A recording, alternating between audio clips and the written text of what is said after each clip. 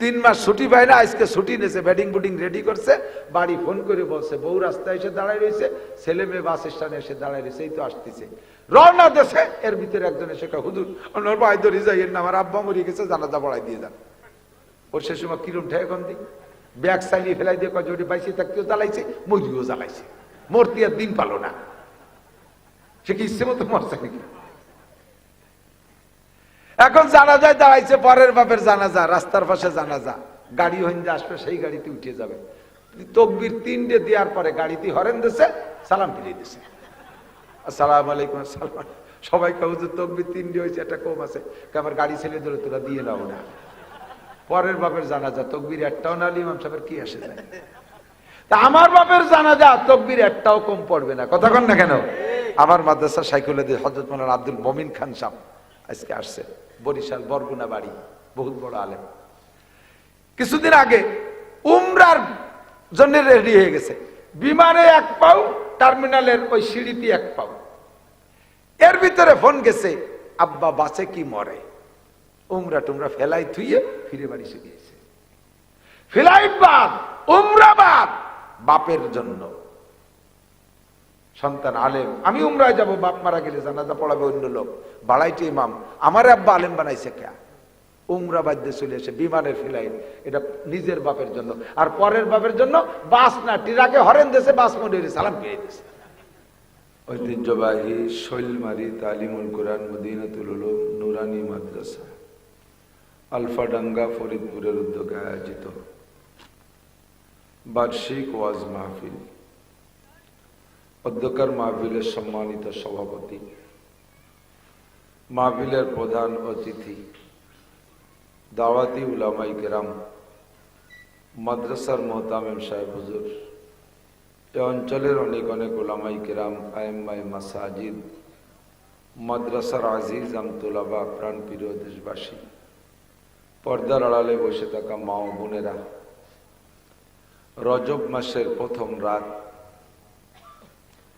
অত্যন্ত দামি মাসের প্রথম রাত্রে আল্লাহ পাক রব্বুল আলামিন কনকনে শীতের রাত্রে আরামের বিছানা ফেলে এই মাঠের ময়দানের ভিতরে বসে এতক্ষণ পর্যন্ত কোরআন হাদিসের ভালো কথা উলামায়ে কেরামকে বলার তৌফিক দিয়েছেন, আমাদেরকে শোনার সুযোগ করে দিয়েছেন। শুকর আদায় করি আলহামদুলিল্লাহ।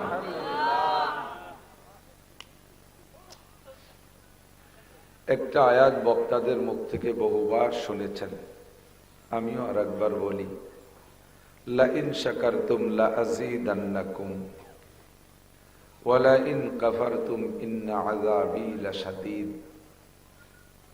আল্লাহ পাক বলেন, তুমি যদি আমার নিয়ামতের শুকর আদায় করো, নিয়ামত বাড়িয়ে দেব। সাধারণ তরজমার সাথে একটু তাফসীরি তরজমা হলো, তুমি আমার যে নিয়ামতের শুকর আদায় করবে সেই নিয়ামত বাড়িয়ে দেব। ওয়ালাইন কাফারতুম, যদি ওই নিয়ামতকে পেয়ে খুশি হইয়া শুকর আদায় না করো, এর নামই কুফরি করা, তাহলে তোমার জন্য রয়েছে কঠিন শাস্তি। শাস্তির ভিতরে অন্যতম শাস্তি হলো, কঠিন শাস্তি যেহেতু বহুত প্রকারের শাস্তি হতে পারে, তন্মধ্যে প্রথম শাস্তি হলো এই নিয়ামত কেড়ে নিয়ে যাব, এটা একটা শাস্তি।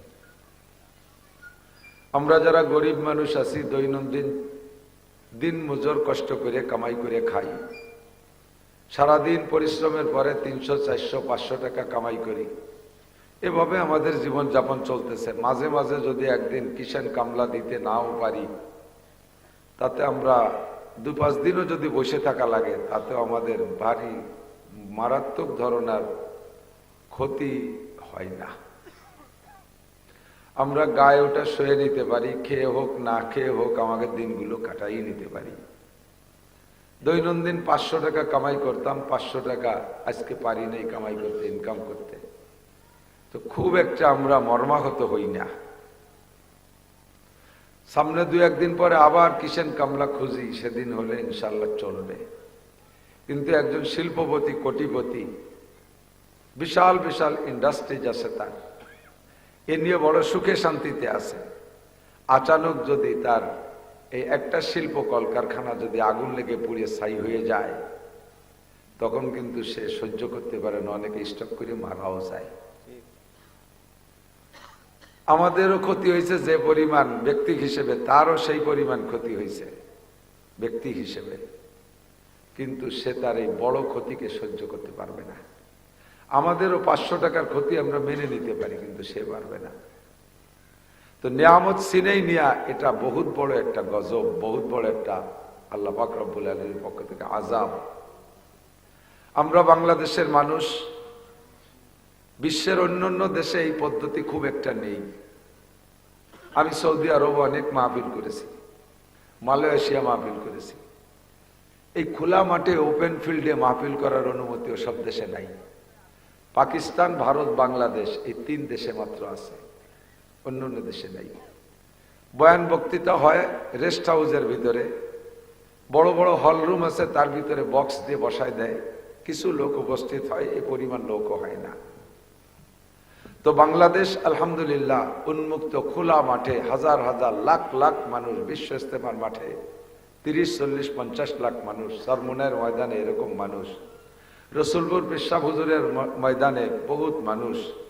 আমরাও ছোট ছোট মাহফিল 2000, 5000, 10,000, 20,000, 50,000 মানুষের মাহফিল করি। আল্লাহর রহমতে আমাদের দেশে এ ব্যাপারে কোনো বাধা বিপত্তি। মাহফিলের মাধ্যমে আমরা যথেষ্ট ভালো কথা শিখি। বছরে 10টা 15টা মাহফিল আপনারা এলাকায় শুনে থাকবেন। ছোটবেলা থেকে শুনতে শুনতে বুড়ো হয়ে যাচ্ছেন। আশাবা সগীরা ওয়া আফনাল কাবীর, কাররুল গদাতে ওয়া মাররুল আশি। দিন যায় রাত পোহায়, একদিন 2 দিন করতে করতে হো রহি হয় অমর মিসলে বরফ গল, রপ্তা রপ্তা দম্বা দম্বা, কতরা কতরা দম্বা দম্বা, রপ্তা রপ্তা দম্বা দম। মানুষের জীবনের হায়াত চলে যাচ্ছে বরফের মতো গলতে গলতে। বরফ গলে গলে বড় এক চাংলা বরফ, শেষমেশ কিছুই থাকে না। কিন্তু গলার সময় চোখে টের পাওয়া যায় না যে কোন দিক দিয়ে গলে যাচ্ছে। পানি পড়ে যাচ্ছে নিচে দিয়ে, কিন্তু বডির দিক তাকাইলে টের পাওয়া যায় না দিক গলতেছে। আমার আপনার হায়াত এমন করে আস্তে আস্তে চলে যাচ্ছে। আমরা ইচ্ছা করে অনেক সময় হায়াতকে টেনে টেনে পিছে ফেলাচ্ছি, আসলে তো সম্ভব না। নিয়মতান্ত্রিক ভাবেই চলে যাচ্ছে, কিন্তু আমরা খুব আগ্রহের সাথে পিছনের দিক হায়াত কমাইতেছি। আমরা বলি যে হায়াত বেড়ে গেছে, বয়স বেড়ে গেছে, বলি না? 30, 40, 50, 60, 70, 80 বয়স, কি বলেন বলেন তো? বয়স বেড়ে গেছে তাই বলি, আসলে বয়স কমে গেছে।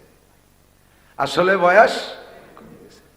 আপনার কাছে 100 টাকা ছিল, খরচ করতে করতে 80 টাকা খরচ হয়ে গেছে। টাকা বেড়ে গেছে না কমে গেছে?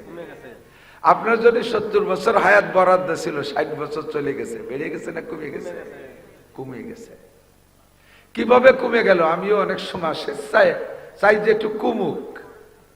সামনে একটা ভালো অনুষ্ঠান আছে, খুব ভালো একটা অনুষ্ঠান, আসে না কেন? দিন মোটে সরে না, তাই না? কেন যায় না? কে কবে আসবে সেই দিন? এইভাবে আগ্রহের সাথে টেনে টেনে যে দিনগুলো কমাই, ওই দিনটারে টানতেছি। এই যে যে দিনগুলো পিছিয়ে বেলাচ্ছি, এটা কি আমার লাভ না লস? লাভ বলে, লাভ না লস? সেই দিনটা পাইয়ে একটা দিন আনন্দ করেছেন, কিন্তু টেনে টেনে যে সরাইলাম, আমার লসই। ঈদ কবে আসবে রে, আর কবে আসবে? ঈদ আসে না কেন? টেনে টেনে ঈদের চাহিদা অনুযায়ী পিছনে ফেলাইলাম দিনগুলো, আমি ঈদও পেয়ে গেলাম। ঈদের দিন আসলো, যেই সেই হায়াত কমে গেল, সময় কমে গেল, ঠিক না? বিয়ের দিন কবে আসবে? আজ তো আর 1.5 মাস আছে। এত দিন গেল, এই 1.5 মাস মোটে সরে না। ঠেলে ঠেলে সরাইলেন, কার থেকে সরাইলেন? হায়াতের থেকে সরাইলেন, ঠিক না? আল্লাহ এভাবে সরাইতে সরাইতে আমরা যে যতটুকু হায়াত পেয়ে গেছি, যে যতটুকু হায়াত পাইছি, ধরে নেন আমার হায়াত সবটুক পাওয়া হয়ে গেছে। হায়াত সবটুক আমার, এখন আর ভাইরালের দিন নাই। একসময় হযরত মাওলানা আলী হোসেন সাহেব হুজুর, মাওলানা মুজিবুর রহমান সাহেব হুজুর, সেনাটির হুজুর আমাদের এদিক খুব আসতেন। সুটপার হুজুর খলিলুর রহমান সাহেব আসতেন। গহরডাঙ্গার রুহুল আমিন সাহেব, ওমর সাহেব আসতেন। আমাদের ডুবরার পেশা হুজুর রহমতুল্লাহ আলাইহি বয়ান করতেন, বাহিরদের হুজুররা বয়ান করতেন। আমরা সে সময় ছোট পোলাপান, একটু একটু মাঠে আসছি, বাইসাইকেলে আসতাম, ভ্যানে আসতাম, পরে বাইসাইকেলে আসতাম, সাইকেল পাল্টাইয়া মোটর সাইকেলে উঠলাম। মোটর সাইকেল নিজে চালাতে পারি না, ড্রাইভার ছিল। আমার একটা ড্রাইভার মারা গেছে, বলমারির মজিবার দারোগার নাম শুনছেন না? আমার সাথে 8-9 বছর ছিল। তার মোটর সাইকেলে ঘুরছি, বহু দেশ ঘুরছি, মোটর সাইকেলে যা চলছি। এখন এই প্রাইভেট গাড়িতে চলি, তারপরও ভিতরে ভিতরে চিন্তা করি যে সেই সময় কিভাবে চলতাম। মোটর সাইকেলে কুষ্টিয়া, মোটর সাইকেলে সিরাজগঞ্জ, পাবনা, নাটোর, ওই দিয়ে চালাইয়া চলে গেছি টাঙ্গাইল, ময়মনসিংহ। মোটর সাইকেল চালাইয়া টাঙ্গাইল, ময়মনসিংহতে, চাঁদপুর, কুমিল্লা, নরসিংদী, ঘুরিয়ে ফিরে শরীয়তপুর দিয়ে বাড়ি আইছি। মজিবার ভাই 2-3 সপ্তাহ আগে ইন্তেকাল করেছে। আল্লাহ তাআলা তাকে জান্নাতি করুক, সবাই বলেন আমিন। উলামায়ে কিরামকে ভালোবাসতো, তাবলীগের সাথী ছিল, আল্লাহ তাকে মাফ করে দিক, সবাই বলেন আমিন। তারপরে আস্তে আস্তে এরপরে তো নিজে মোটর সাইকেল তা কিছুদিন চালাই, এখন প্রাইভেটে উঠছি। ধীরে ধীরে আমার হায়াত চলে যাচ্ছে। যে যতটুকু হায়াত পাওয়ার তা পেয়েই গেছি। ততক্ষণ যে কথা বলতে চাইছি সেটা হলো, সেই 25-27 বছর আগের থেকে মাঠে আসছি, ওয়াজ করতেছি। মুরব্বীরা চলে গেছে, আমরা ছিলাম, এখন আমরা মুরব্বী হয়ে যাচ্ছি, ইয়াং একটা গ্রুপ আসতেছে ওয়াজের মাঠে। এভাবে আল্লাহ তাআলা রদ বদল করে পাল্টাই পুল্টাই দুনিয়াকে সাজায় রাখতেছে। আমার ভাইরালের বয়স নাই, কণ্ঠ কোনোদিন ভালো না, গান গজল জানি না, সুরতাল নাই। এই কাটা কাটা 2-4 কথা আল্লাহর বান্দারা শোনে, আল্লাহ পাক আমাকে এই কাজে ব্যবহার করতেছে। জরুরি কিছু আমলি কথা যদি বলতে পারি, আল্লাহ বলায়, এ কথাগুলোর পর সকলে আমল করার প্রতিজ্ঞা রাখি, করবো তো ইনশাআল্লাহ। আমাদের ইচ্ছা থাকবে সামিনা ওয়া আতানা। একটু আমার সাথে বলবেন, সামিনা ওয়া আতানা। শুনবো আর মানবো, শুনবো আর মানবো। এই স্বভাব ছিল সাহাবায়ে কিরামদের। সাহাবায়ে কিরামরা আসতেন হুজুরের কাছে, এসে বলতেন, ইয়া রাসূলুল্লাহ আল্লিমনিল উযু। নতুন মুসলমান তো জানে না কিছুই, এসে কয়, ইয়া রাসূলুল্লাহ আল্লিমনিল উযু। হুজুর আমার একটু ওযু শিখাই দেন। হুজুর ওযু শিখাই দিয়েছেন। শিখানোর পরে হুজুরের মনে চাইতেছে আরেক 2-1টা মাসালা বলি, গোসলের থেকে কিছু বলি। যখন আর একদিকে একটু বাড়তে গেছে, সাহাবা বলতেন, কাফানি ইয়া রাসূলুল্লাহ, হুজুর এতটুকু আমার যথেষ্ট। আমি অজুটাকে আগে প্র্যাকটিস করি, এইটাকে আগে আমলে পরিণত করি, এটার পর অভ্যাস করি, আমি অজুটা ভালো করে ইয়াদ করি, তারপরে আর একটা শিখবো। এই অজুর পর যখন প্র্যাকটিস হয়ে গেছে, শিখা হয়ে গেছে, সুম্মা যা আবার আসতেন, ইয়া রাসূলুল্লাহ আল্লিমনিল গুসল। এখন আমরা গোসল শিখাই দেন। গোসল শিখানোর পর অন্য মাসালা বলতে গেলে কাফানি ইয়া রাসূলুল্লাহ, আমার যথেষ্ট, আমি গোসলটা আগে ঠিক করি, তারপরে আর একটা শিখবো। আল্লিমনি তায়াম্মুম, আমারে তায়াম্মুম শিখাই দেন। ঠিক আছে হুজুর, তায়াম্মুম শিখছি, এটাকে আমল করি। আল্লিমনি সালাত, আমারে নামাজ শিখাই দেন। না, আল্লিমনি ফরায়েজাস সালাত, নামাজের ফরজ কটা মুখস্থ করাই দেন। শিখার পরে এই কটা ঠিক করি, তারপরে ওয়াজিব। আল্লিমনি ওয়াজিবাতিস সালাত, নামাজের ওয়াজিবগুলো শিখাই দেন। সেগুলো শিখাইছে, আমল করা শুরু করেছে। যতটুক শিখছে ততটুক আমল করছে। এর কারণে তারা গোটা মানব জাতির জন্য মডেল এবং দৃষ্টান্তে পরিণত হয়েছে, তারা সাহাবী হয়েছে। আর আমাদের স্বভাব, হুজুর আমল করার কথা মেহরবানি করে বলেন না, দরকার হয় ফজর পর্যন্ত ওয়াজ করেন, থাকবো বসে না খাইয়ে, কোনো সমস্যা নাই, একটাও মনে রাখতে পারবো না, ইনশাআল্লাহ কোনোদিন আমলও করতে পারবো না।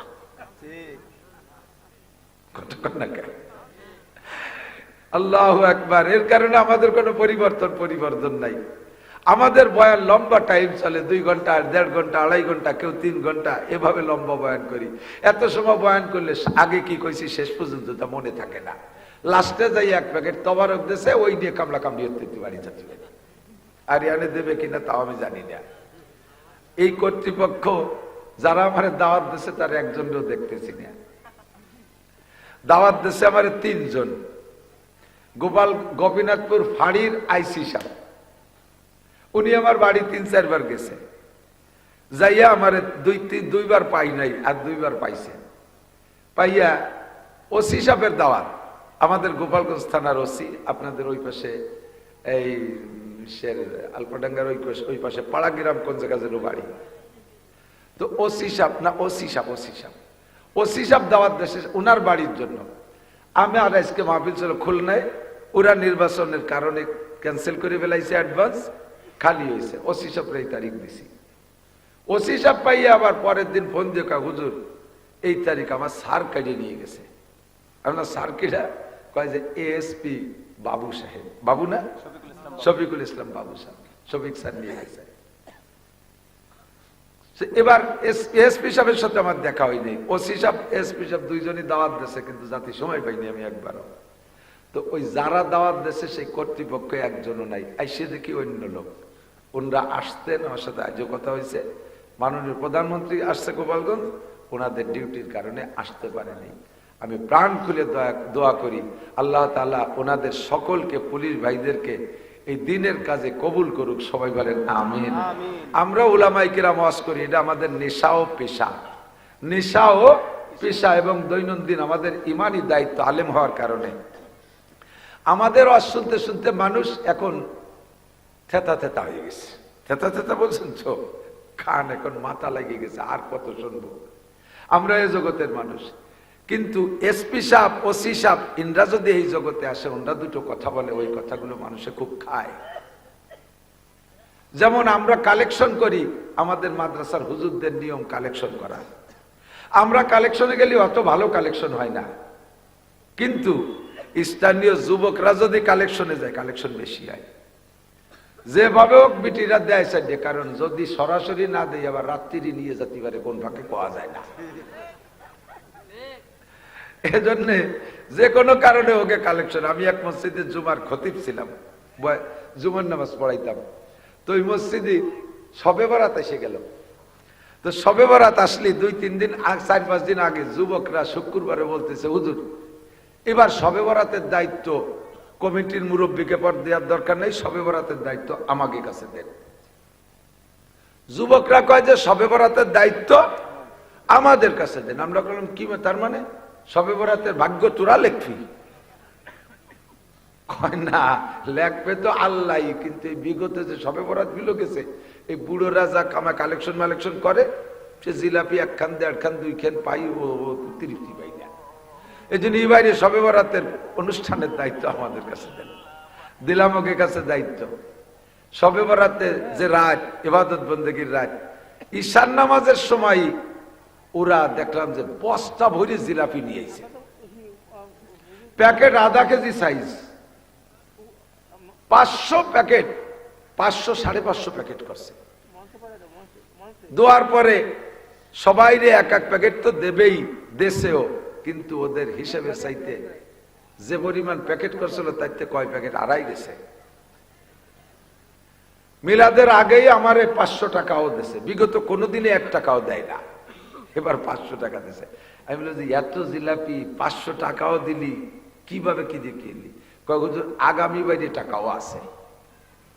এত কালেকশন? হ্যাঁ, যে বাড়ি গেছি দিতে চাইনি, মোরগ একটা স্যাঙ্গা দিয়ে ধরে নিয়েছি, টাকা দেবে না, কাঁসার বদনাইনি বেশি ফেলাইছি। বাস কালেকশনে গেছি, একটা দিতে চাইছে, একটা চাইয়ে, একটা কইয়ে, একটা না কইয়ে, একটা চুরিয়ে 3-4 ডেরি দিয়েছি। টাকায় অভাব হওয়ার কথা না।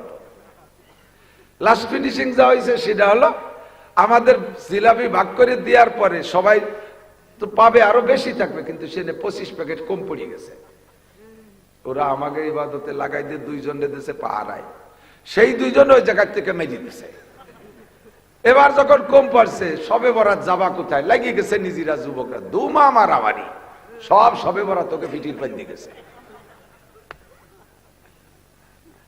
আমি বলি, আমি সারা জীবন ভরে ওয়াজ কইরা গ্যারান্টি দিতে পারবো না, কন্ট্যাক্ট নিতে পারবো না।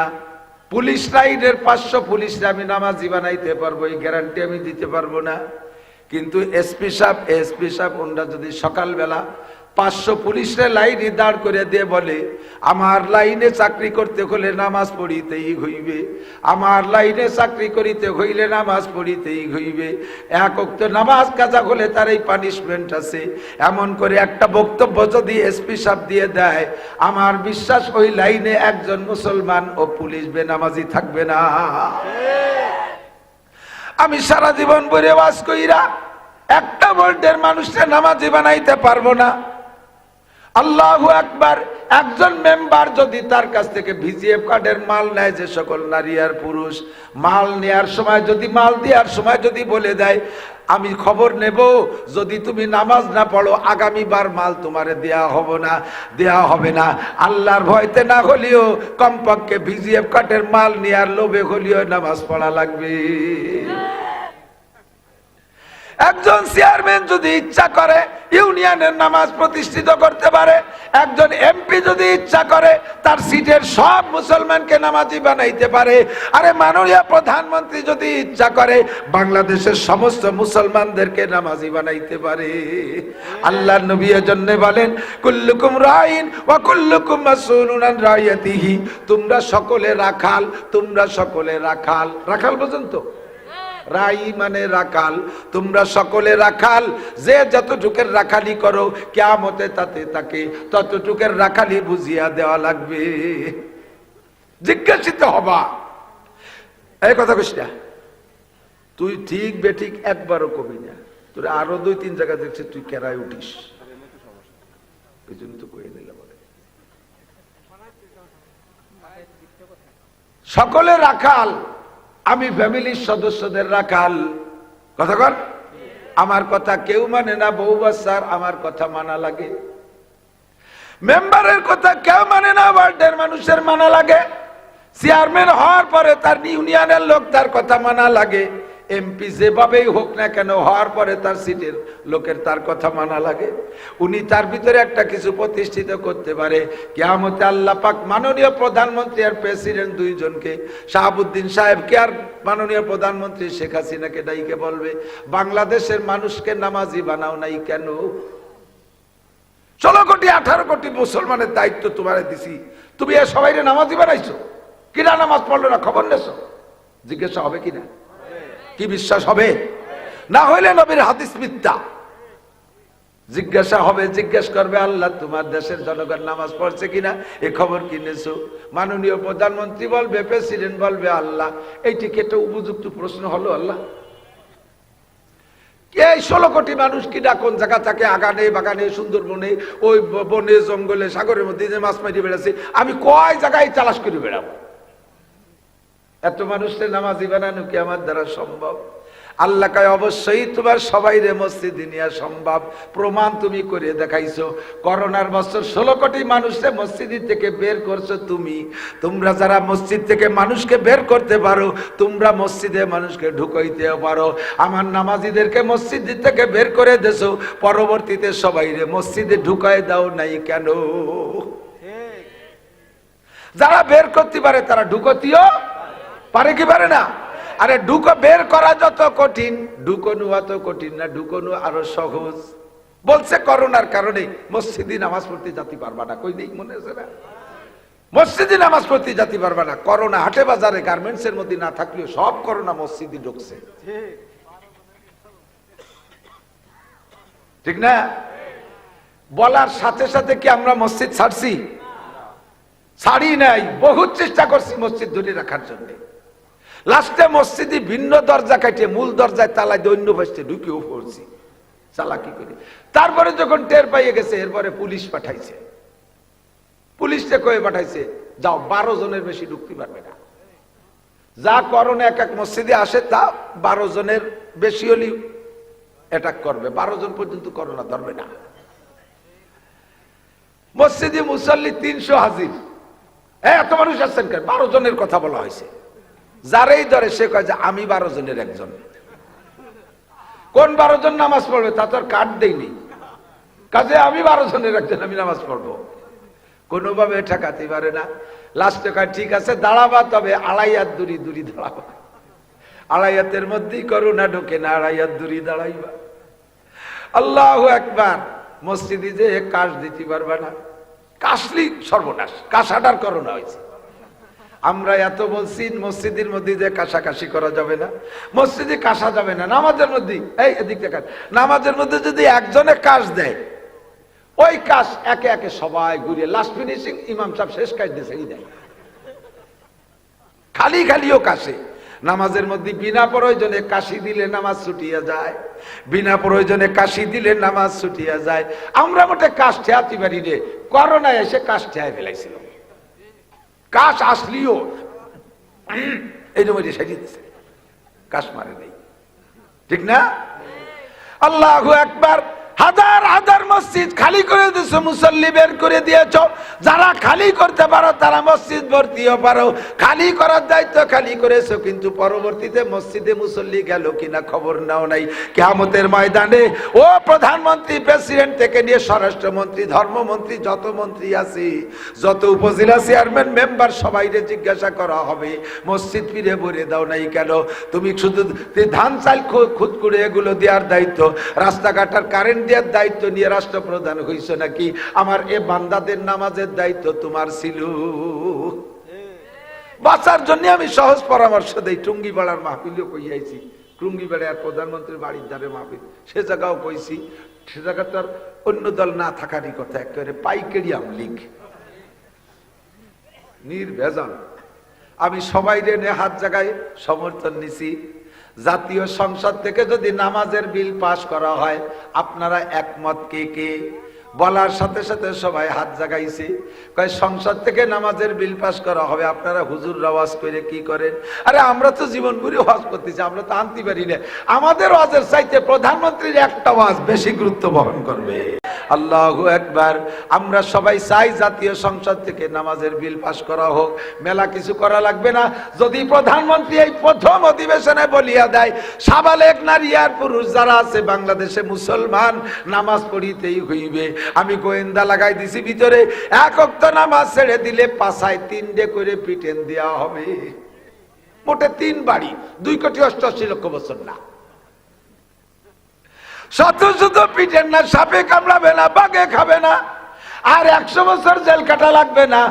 এক ওয়াক্ত নামাজের কারণে 3 দিন জেলে আটকায় রাখা হবে, আর পাছায় 3 পিটেন দেওয়া হবে। এই ঘোষণা যদি সংসদ থেকে ছাইড়া দেয়, আর এটা যদি মিডিয়ায় সার্কুলার হয়ে যায়, আর পুলিশে যদি 8টা-10টা যুবক যুবতী বেনামাজিরে পার্কেতে ধরে নিয়ে, ওই পার্কে বসে বসে যারা তসবি টিপতেছে নামাজ বাদ দিয়ে, এই যে এরকম 8টা-10টারে ধরে নিয়ে যদি পাছায় 3 বাড়ি দিয়া জেলখানার মধ্যে আটকায় 3 দিন রাখে, ভাইরাল হয়ে গেলে বাংলাদেশে কোনো বেনামাজি থাকবে না। সংসদে নামাজের বিল পাস হইলে আপনারা খুশি কারা কারা? একটু হাত উঠান, বুড়োরা একটু চাদরের মধ্যে বেরো না। আমাদের এই হাত উঠানোতে সংসদে নামাজের বিল পাস হোক আর না হোক, মাশাআল্লাহ নামাজ আমরা উঠাইছি বলে কি মানিয়ে দেবে নাকি? কারণ যারা পাস করবে তারাই নামাজ পড়ে না। কাজেই এ কথা বলে লাভ নাই।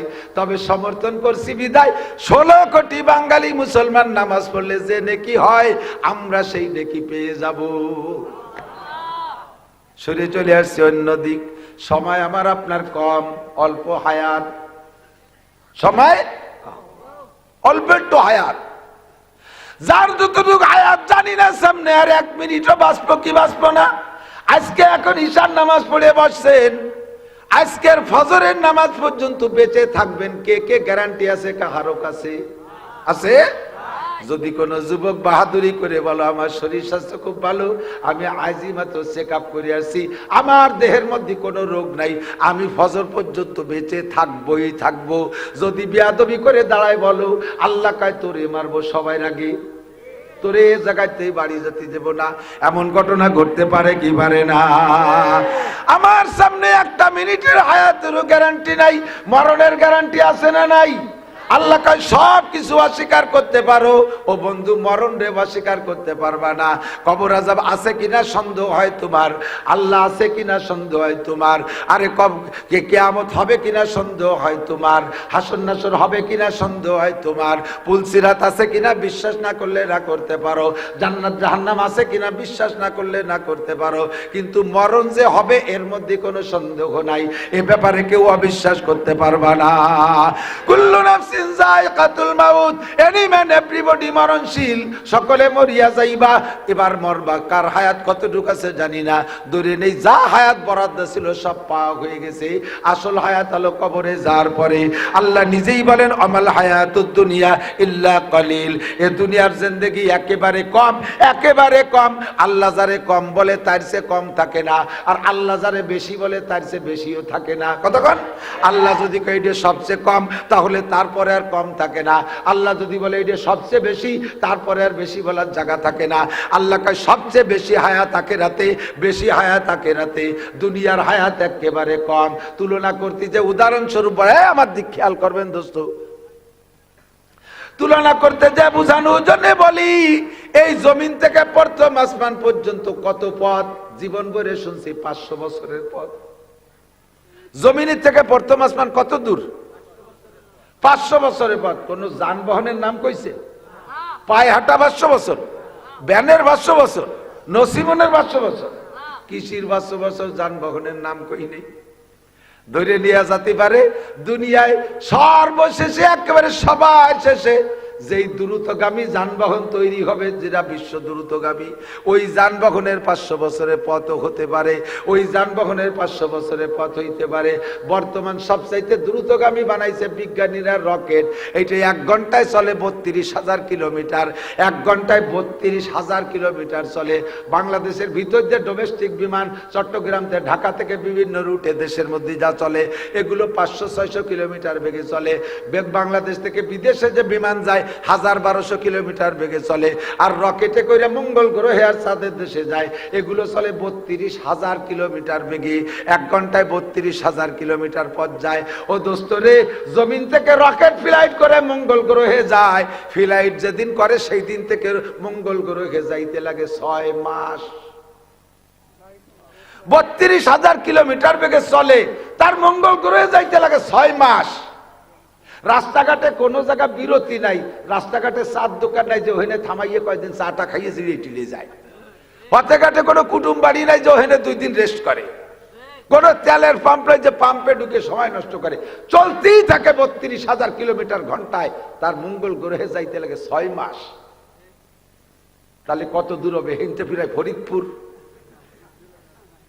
মাইকি পারা যাবে। আল্লাহু আকবার। এবার মঙ্গল গ্রহ কত দূর?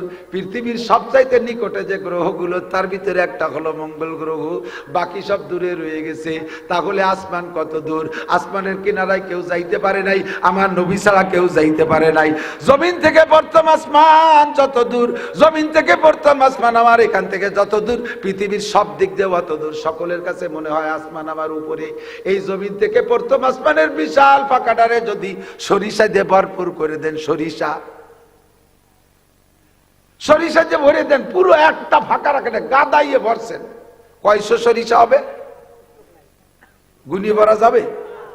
এবার পাশে বিশাল একটা ফাঁকা মাঠ কইরা আল্লাহ পাক একটা পাখির দায়িত্ব দিয়েছেন, হে পাখি, এই জায়গা থেকে একটা করে সরিষা ওই মাঠে নিয়ে রাখবা। পাখি কয় আল্লাহ ডেলি কয়শো নেব? আল্লাহ কয় ডেলি কোনো শো নাই, সপ্তাহে কোনো শো নাই, মাসে কোনো শো নাই, বছরে কোনো শো নাই। প্রত্যেক 1000 বছর পরে একটা সরিষা এখান থেকে ওখানে নিবা, 1000 বছর পরে নিবা।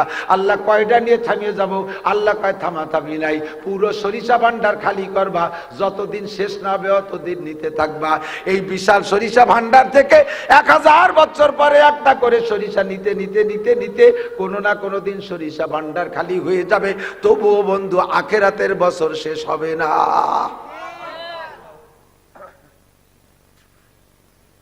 এই পাশে কথা বলি কিন্তু কথা কথা না, মুরব্বীরা খেয়াল করতে হবে, জরুরি কথা হলে সরি করতে হবে, জরুরি কথা হলে। কালকে এক জায়গায় মাহফিল করতে গেছি, মাহফিল সামনে 3 মুরব্বী বসে বাদাম খাওয়া শুরু করে দিচ্ছে। এমন 3 জন কতিও বাড়িনি, মিজাজ গেছিল গরম হইয়া। খানিক ওয়াজ শোনার পর একটা আইতে বাদাম কিনে নিয়েছি।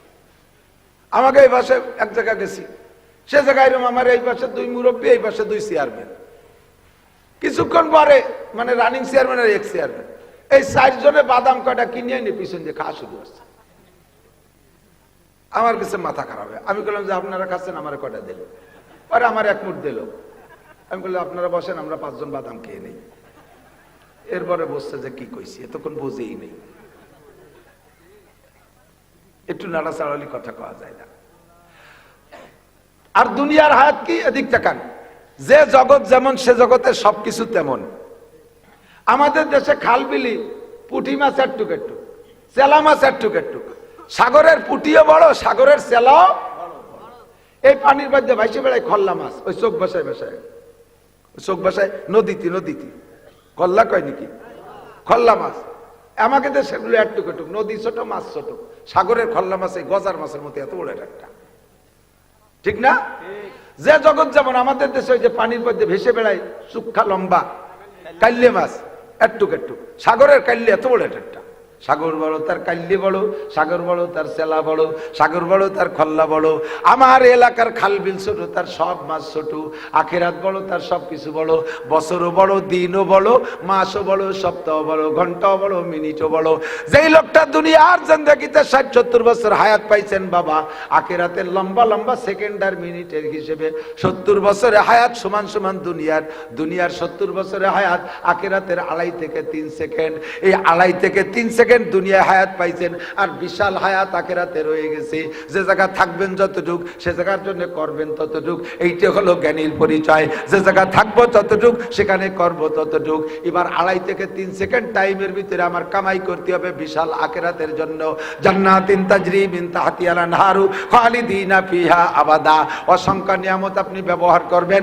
আপনারে বিল্ডিং, এদিক আপনারে বিল্ডিং দেওয়া হবে। ঢাকা শহরে বিল্ডিং বানাইতে যে টাকা লাগে, গ্রামে কিন্তু সে টাকা লাগে না।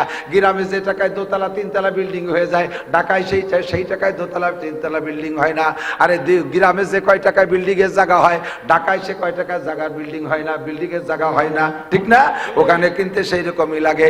দুনিয়ার জায়গা জমি কিনতে বেশি টাকা লাগে না, আখিরাতের জায়গা জমি কিনতে বিশাল টাকা লাগে।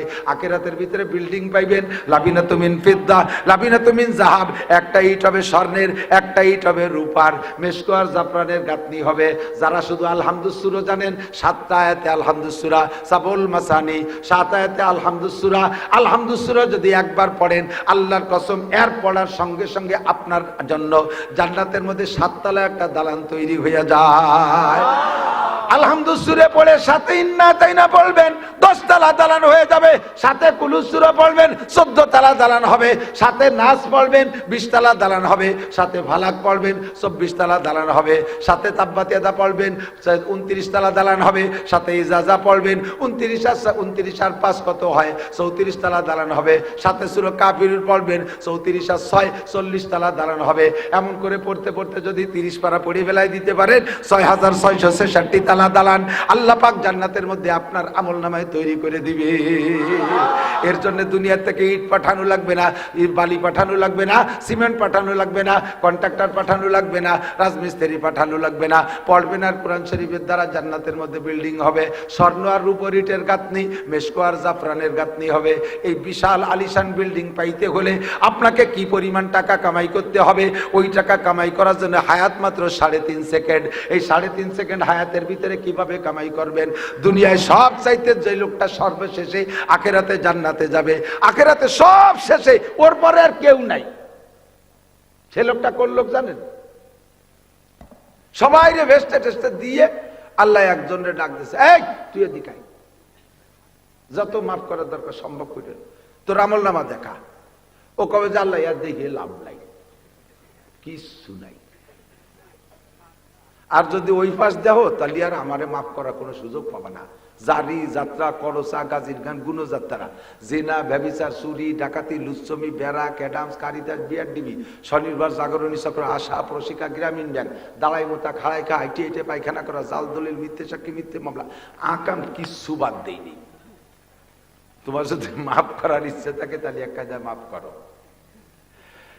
আল্লাহ পাক বলবেন, মাফ করার জন্য তো একটা সূত্র থাকতে হবে। তোর তো কিচ্ছু নাই, কিছুই নাই, ধর ওরে জাহান্নামে নিয়ে যা, ধর টান দিয়ে নিয়ে যা। তো এর ফেরেশতারা টান দিয়ে পায়ের রশি বাঁধে হেসলা টান দিয়ে ফেলাইয়ে টান শুরু করবে। ইতিমধ্যে নবী পাক সাল্লাল্লাহু আলাইহি ওয়াসাল্লাম আল্লাহর পাশে বসা। নবী আলাইহিস সালাম খুঁজতেছে যে কোনোভাবে দেখি কিছু পাওয়া যায় নাকি। হঠাৎ করে দেখে তার মুখে দাড়ি। হুজুর দেখেন দাড়ি, এটা একটা আল্লাহ পাক রব্বুল আলামিনের সিস্টেম। দাড়ি দেখে হুজুর বলবেন, সুযোগ পাইছে। আল্লাহ আল্লাহ কই ডাক দিছে, আল্লাহ কয় ফেরেশতারা দাঁড়া, আমার দোস্ত ডাক দিছে, কি যেন পাইছে।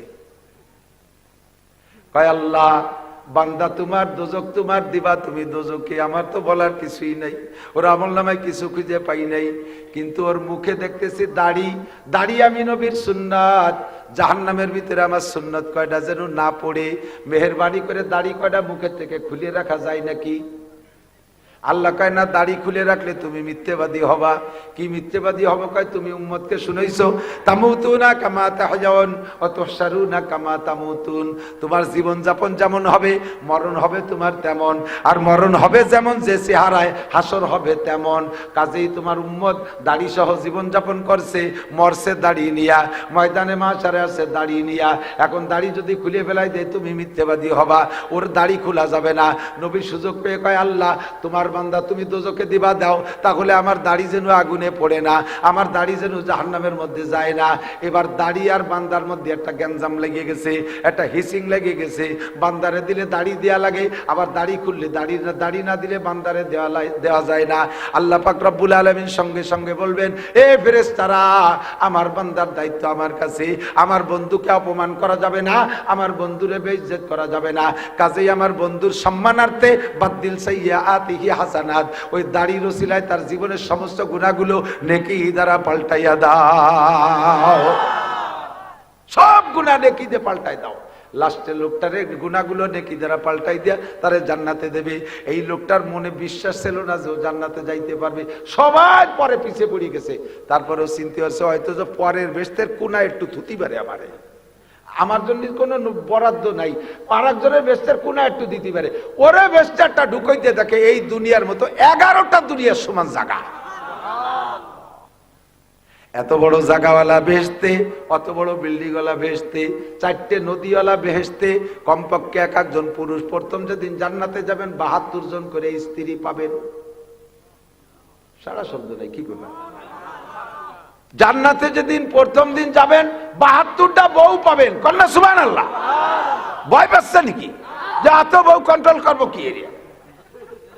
আমার এক চাচা 2 বিয়ে হয়ে সে বোর মারামারি জ্বালায় 12 মাস কাল তবলিগি তাই।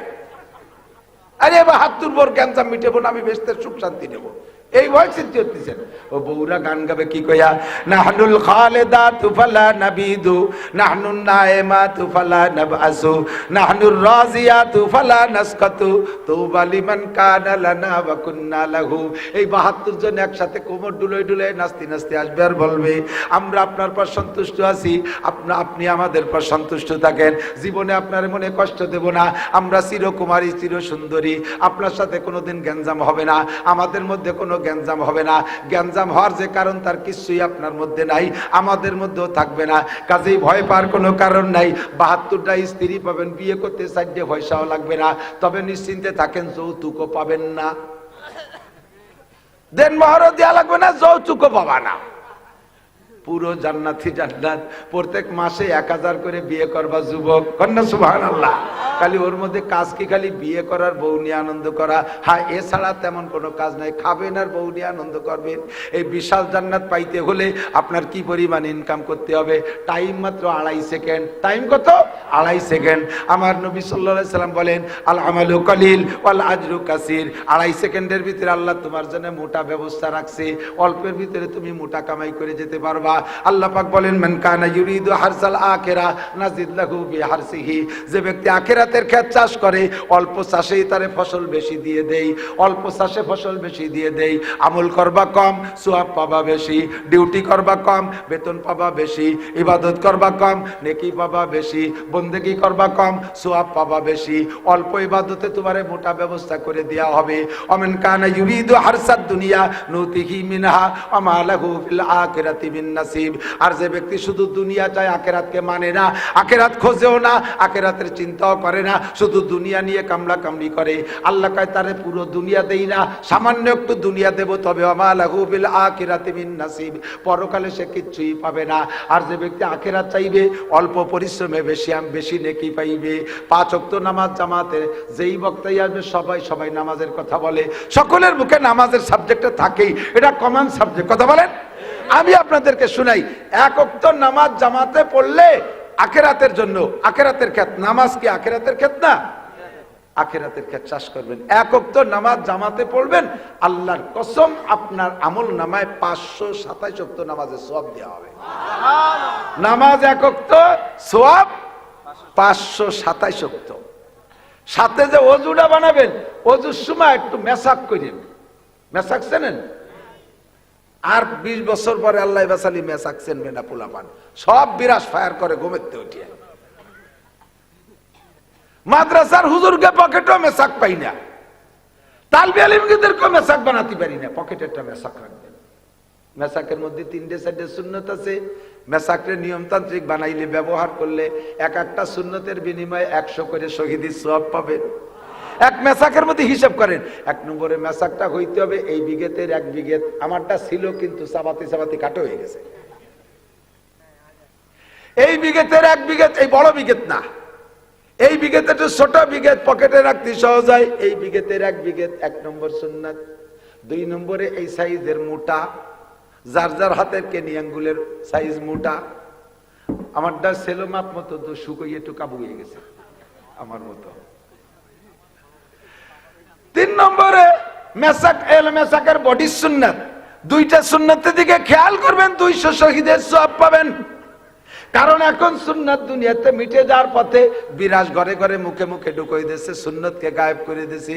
আল্লাহ নবী কয়, মান তামাসসাকা বিসুন্নতি ইনদা ফাসাদে উম্মতি ফালাহু আজরু মিয়াতি শাহিদ। পুরুষরা যদি একটু মেসাক ব্যবহার করে, মহিলারা মেসাকের মেসাক চেনেই না, মহিলারা মেসাক বানাই না জীবনেও কোনোদিন। 99 ভাগ মহিলাদের কাছে মেসাক নাই।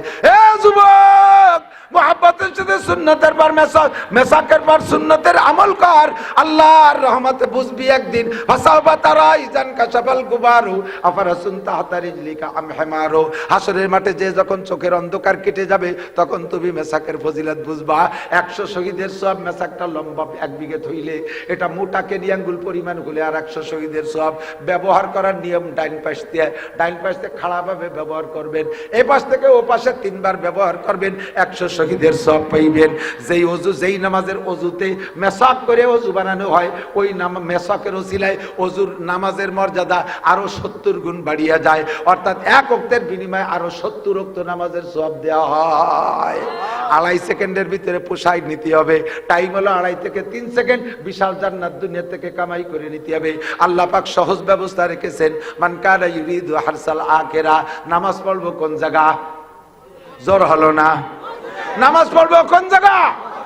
নামাজ পড়বো দোকানে। আরো জোরে, কোন জায়গা? ঘরের মধ্যে, যেখানে সেখানে। নামাজ পড়বো কোন জায়গা? কেন পড়বেন জানেন? আমি এর মধ্যে যদি ইন্টারভিউ নেই, 99% পাবলিক যারা মাদ্রাসায় পড়েন নাই, আলহামদুলিল্লাহ ইন্টারভিউতে ফেল। পারবেন না শুদ্ধ করে পড়ে শুনাইতে। এমন এমন ভুল পড়েন যে ভুলে নামাজ হয় না, ঈমানও নষ্ট হয়ে যায়। আপনি বলছেন সূরা কাফিরুন, কুল ইয়া আইয়ুহাল কাফিরুন, শুদ্ধ হলো লা আ'বুদু মা তা'বুদুন। হে কাফের হিন্দুরা শুনে নাও, তোমরা যে দেবদেবীর ইবাদত করো আমি তা করি না, করব না, তাই তো নাকি বলেন? কিন্তু আপনি লা রে না টাইনে পড়ছেন, কুল ইয়া আইয়ুহাল কাফিরুন লা আ'বুদু মা তা'বুদুন। তরজমা কি হয়েছে জানেন? মাথার পর বাস পড়বে শুনলে। আপনি নামাজের মধ্যে বলছেন, হে কাফেররা জেনে নাও, তোমরা এতদিন দেবদেবীর পূজা করছো, আমি করি নাই, সামনের থেকে অবশ্যই তোমাদের সাথে পূজা করবই। নামাজ হবে, ঈমান থাকবে। ইচ্ছাকৃত এই ভুলের পর চললে আপনার নামাজই হবে না। সুন্নাত নামাজ নবীর হক। নবীও মানুষ, আপনিও মানুষ, একভাবে আল্লাহর নবী মায়া করে ছেড়ে দিলে দিতে পারে অন্য সুন্নাত দেখা, কিন্তু ফরজ নামাজটা আল্লাহ পাক রব্বুল আলামিনের হক।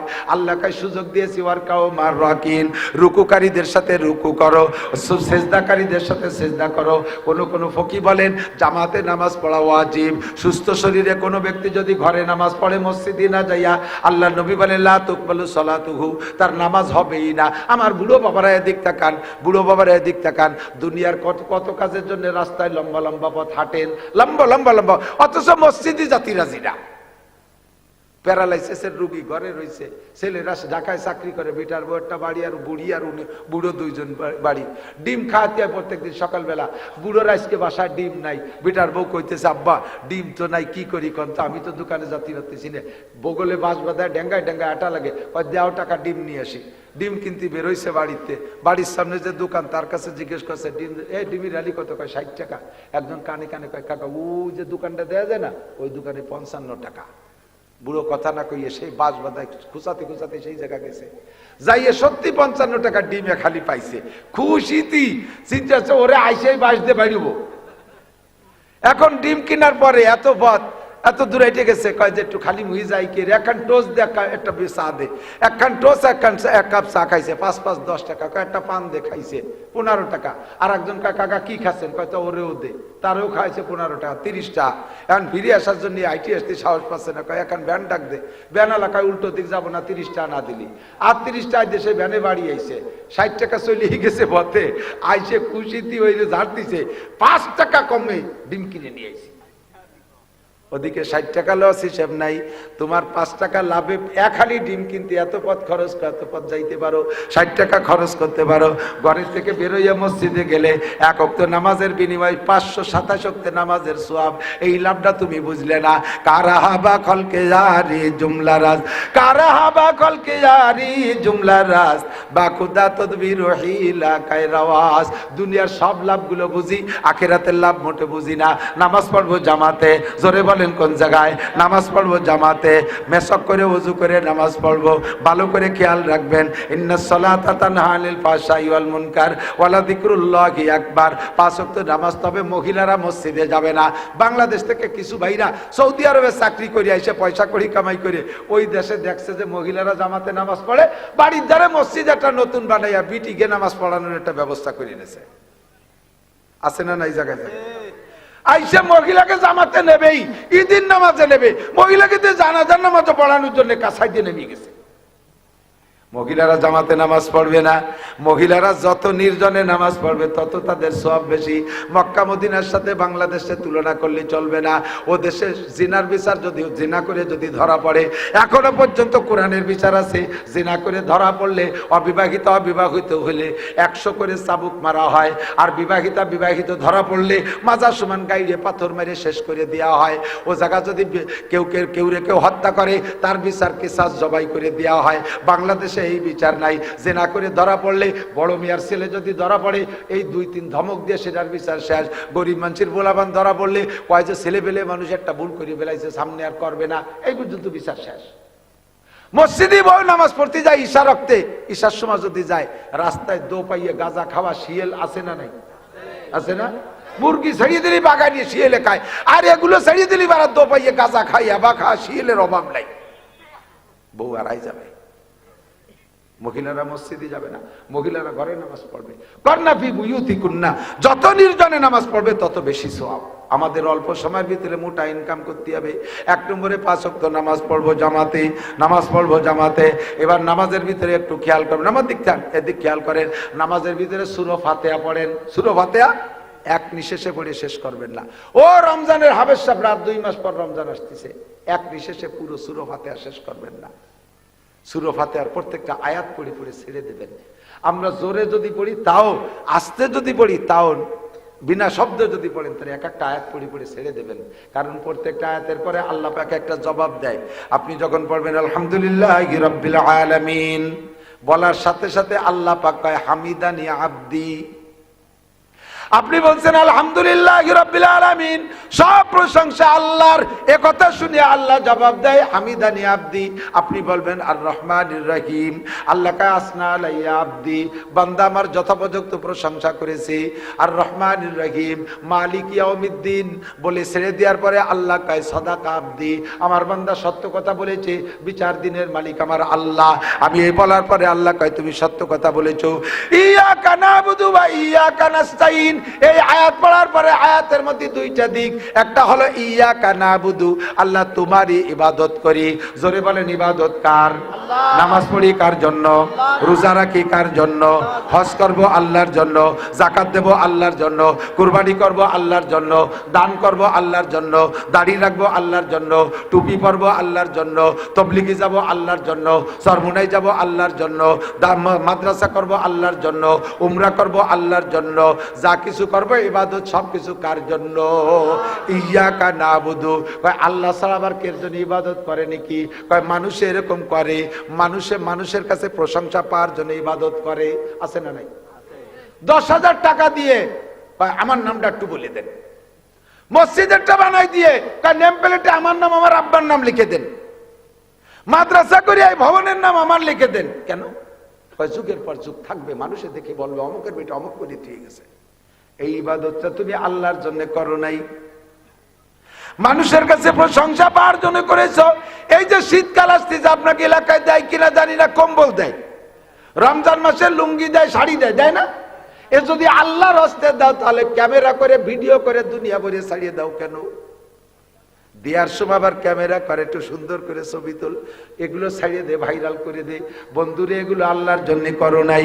নামাজ পড়ি আল্লাহর জন্য, রোজা রাখি আল্লাহর জন্য, দাড়ি রাখছে, দাড়ি রাখার পরে জিজ্ঞেস করবেন আপনি তো আগে দাড়ি রাখতেন না, এখন দাড়ি রাখছেন কেন? কয় বুড়ো কালে দাড়ি না রাখলে মানসি কি কয়? এ দাড়ি তাহলে তুমি আল্লাহর জন্য রাখো নাই, মানসির জন্য রাখছো। তুমি তো আগে নামাজ পড়তে না, এখন নামাজ পড়ো। কয় বাড়ি বিটিকে জ্বালায় থাকতে পারি না, তাই মসজিদে আইছি। তাহলে এই নামাজ আল্লাহর জন্য পড়ো নাই, তুমি বিটিকে জ্বালায় পড়ছো। মানুষ মারা গেলে 4 দিনের দিন মিলাদ, কয় কি এত কোরআন হাদিসে নাই কেন? কয় কোরআন হাদিস বুঝি না, তা না বুঝছি, আসলে দেয়া যায় না, কিন্তু একটু না করলে মানসি কি কয়? এই যা করছো সব আল্লাহর জন্য নয়, সব মানুষের জন্য করেছো। তবলিগি গেছো কেন? কয় হুজুরকে জ্বালায় টিকতে পারি না, জোরে ধরে নিয়ে আইছে। তাহলে এই তবলিগ আল্লাহর জন্য করো নাই, মানুষের জন্য করছো। হজ করে আসার পরে বহুত জায়গায় ঘটনা ঘটে। হজের থেকে আইছে, সভাপতি সাহেবের নাম আছে এই জায়গা, সভাপতি সাহেবের নাম আছে, কিন্তু বাম পাশে ডাইন পাশে চেয়ারেরটা খালি, সভাপতি চেয়ারে বসে না। কি ব্যাপার, এই চেয়ার খালি কেন? চেয়ারটা সরানো নাই, কেউ বসে? কয় যে না, চেয়ার সরানোও যাবে না, বসাও যাবে না। ও চেয়ার কার চেয়ার? কয় সভাপতি চেয়ার। তা ডাক দেন। কয় না, উনি আসবে না। কি হয়েছে? উনি এবার হজ করে আসছে, তা আমরা উনার নামের শুরুতে আলহাজ লিখতে ভুলে গেছি, এই জন্য উনি খুব গরম। আমি 8 লাখ টাকা দিয়ে হজ করে আসছি, আমার নামের শুরুতে আলহাজ লিখেছি, স্টেজে আমি উঠতেই পারলাম না। উনি আলহাজ হজ করে আইছে আলহাজ পোস্টারে লেখানোর জন্য, আল্লাহর জন্য না। আছে না নাই? আছে। যা কিছু ইবাদত করবো হজ কার জন্য? উমরা কার জন্য? সব ইবাদত আল্লাহর জন্য করব, মানুষের জন্য কিছুই নাই। যারা জোরে জোরে জিকির করে মানুষের শোনানোর জন্য, যাইয়ে রাস্তায় গল্প মানে কয় প্রত্যেক সপ্তাহে হালকা আমি উপস্থিত হই, তাকে টের পাও। কয় না, তা তো বুঝতে পারি না। কয় শোনো না, যে জোরে জোরে জিকিরটা ওইটা আমি করি, আমি শেষ রাত্রি মাইকে জিকির আমি করি, ওই মসজিদে জিকির পরিচালনা আমি করি। এই যেটুক করছে সব মানুষের কাছে প্রশংসা পাওয়ার জন্য। এই ইবাদত আল্লাহর জন্য করো নাই। কিয়ামতের ময়দানে আল্লাহ পাক জাহান্নাম উদ্বোধন করবেন 3 শ্রেণীর মানুষ দিয়া। একটু বলেন কয় শ্রেণী? 3 শ্রেণীর মানুষ দিয়ে আল্লাহ জাহান্নাম উদ্বোধন করবে। তার ভিতরে 1 নম্বর করবে আল্লাহ পাক শহীদদেরকে দিয়ে জাহান্নাম উদ্বোধন করবে। শহীদরে দিয়ে জাহান্নাম শুরু করবে। শহীদরে বলবে এই উৎকুলিল জাহিন, তুমি জাহান্নামে যাও। শহীদ বলবে আল্লাহ আমি জাহান্নামে যাবো, তাই শহীদ হলাম কেন? আল্লাহ কয় তুমি কি জন্য যুদ্ধ করছো তুমি বলো। কয় আমি ইসলামের জন্য যুদ্ধ করছি, তোমার দ্বীনকে জিন্দা করার জন্য। আল্লাহ বলবেন বালকাজাত্তা, তুই মিথ্যে কথা বলছিস। তুই যুদ্ধ করার মধ্যে তোর উদ্দেশ্য ছিল 2টা। একটা হলো যদি তুই বাইসে থাকিস, যুদ্ধ করে জয়ী হতে পারিস, তাহলে বীর মুক্তিযোদ্ধা উপাধি পাবি, আর যুদ্ধে বিজয়ী সম্পত্তির ভাগ পাবি। জীবন ভরে মুক্তিযোদ্ধা কোঠায় ভাতা পাবি, আর তাই খাইয়ে বাঁচতে পারবি। এই কোঠা তৈরি করার জন্য মুক্তিযোদ্ধা করেছিস, এই যুদ্ধ করেছিস, কাজেই তোর যুদ্ধের মধ্যে এখলাস নাই। আর নিয়ত ছিল যদি মরে যাস, শহীদ হয়ে যাস, যদি মারা যাস তাহলে মানুষের জীবন ভরে তোর শহীদ কবে, তোর কবরের গায়ে শহীদ নাম লিখে রাখবে। এই শহীদ উপাধি পাওয়ার জন্য যে যে উদ্দেশ্যে যুদ্ধ করেছে দুনিয়ার থেকে পাওয়া হয়ে গেছে। এখন তুমি খালি হাত, তুমি জাহান্নামে যাও। দুই নম্বরে আমার মতো আলেমকে ডেকে বলবে তুই জাহান্নামে যা। আমি বলবো আল্লাহ কেন জাহান্নামে যাব? আল্লাহ কয় তুমি কেন যাবে না? আমি বলবো আল্লাহ তোমার দ্বীনের প্রচার করেছি, আমি আলেম হয়েছি, দ্বীনের প্রচার করছি, দ্বীনের খেদমত করছি, জাহান্নামে কেন যাব? আল্লাহ কয় তুমি আলেম হয়েছো কি জন্য? এটা তুমি আলেম হয়েছো কি জন্য শুনে নাও। তুমি আলেম হয়েছে এজন্য মানুষও তোমরা মৌলানা বলবে, মুফতি সাহেব বলবে, পীর সাহেব বলবে, তোমাকে বিশাল পোস্টারে নাম লাগবে, তোমার নামে আন্তর্জাতিক খ্যাতি সম্পন্ন উপাধি দেবে, ওয়াজ করে মোটা মোটা টাকা কামাই করবা। তুমি এইভাবে এই লোভে তুমি বক্তা হয়েছিলে, আলেম হয়েছিলে, যে উদ্দেশ্যে আলেম হয়েছে তার দুনিয়া থেকে পাওয়া হয়ে গেছে, তার কিছুই আমার জন্য করো নাই। তুমি জীবন ভরে নামাজের মধ্যে মিথ্যা কথা বলছো, ইয়াকা নাবুদু বলছো, এটা মিথ্যা কথা বলছো, জাহান্নামে যাও। তিন নম্বরে দানবীরকে ডেকে বলবে তুমি জাহান্নামে যাও। কেন আল্লাহ জাহান্নামে যাবে এত টাকা দিয়ে? আল্লাহ কার টাকা দিয়েছে কোন উদ্দেশ্যে? কয় তোমার রেজামন্দি, তোমার সন্তুষ্টির উদ্দেশ্যে। আল্লাহ বলবেন মিথ্যে কথা বলেছো, তুমি টাকা দিয়েছো, দান করছে এই জন্য যে মানুষে তোমার দানবীর বলবে, মসজিদ বানায় দিয়েছো দানবীর বলবে, মাদ্রাসা বানায় দিয়েছো দানবীর বলবে, কম্বল দিয়েছো দানবীর বলবে, জাকাতের কাপড় দিয়েছো দানবীর বলবে। এই দানবীর বলার প্রশংসা পাওয়ার উদ্দেশ্যে ওগুলো দুনিয়া থেকে বলা হয়ে গেছে, এখন তুমি কিছুই পাবা না। এজন্য হুজুর বলেন আকলিস দীনাকা ইয়াকফিকাল আমালুল কলিল। তোমার ঈমানকে ইখলাস করো, পিওর করো, খাঁটি করো। ইন্নামাল আমালু বিন্নিয়াত, প্রত্যেক আমল নির্ভর করে নিয়তের উপরে। ফ্রেশ নিয়তের সাথে ইবাদত করব। ইয়াকা নাবুদু, আল্লাহ তোমার ইবাদত করি। এরপরে অংশ কি কইছি, ওয়া ইয়াকা নাস্তাইন, তোমার কাছে সাহায্য চাই। ইবাদত করি কার? সাহায্য চাই কার কাছে? এইটার ভিতরে দুইটা দিক, ইবাদত আল্লাহর, সাহায্য চাই আমার। এই আয়াত পড়ার পরে আল্লাহ কয় হাজা বাইনি ওয়া বাইনা আবদি ওয়ালি আবদি মা সাআলা। এই আয়াতটা আমার আর আমার বান্দার মধ্যে দুই ভাগ। বান্দার জন্য বান্দা যেটা চাইছে বান্দারে দিয়ে দিছি, আর আমার যেটা আমি পেয়ে গেছি বান্দা যেটা চাইলো সেটা বান্দারে দিয়ে দিলাম। এক একটা আয়াত পড়ার পরে আল্লাহ এক একটা জবাব দেয়। এরপরে পড়ছেন কি, ইহদিনাস সিরাতাল মুস্তাকিম।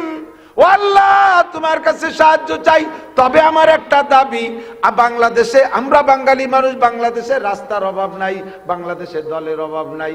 আটরশি, চন্দ্রপাড়া, মানিকগঞ্জ, সুরেশ্বর, ভোজেশ্বর, ইনায়তপুর, বাহাদুরপুর, শরীয়তপুর, মাদারীপুর, ফরিদপুর, তবলিগ, সরমুনাই, এতাতি, হিজবুত তৌহিদ, কাদিয়ানি, কত দল যে ধর্মের নামে আইছে।